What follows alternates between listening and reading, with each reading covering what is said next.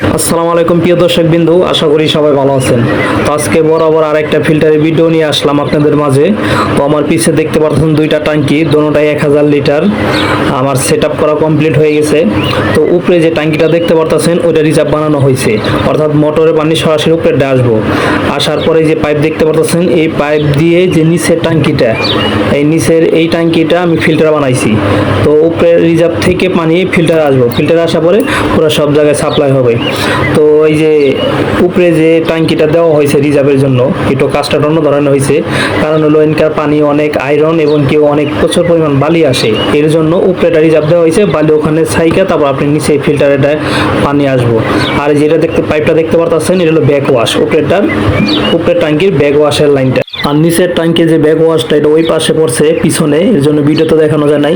যাই হোক, যাদের পানিতে আয়রন বা এই যে আর্সেনিক আছে, এরকম বালি আসে, তো আমাদের সাথে যোগাযোগ করতে পারেন। আমরা খুবই অল্প খরচের মধ্যে পানি পিওর করে থাকি।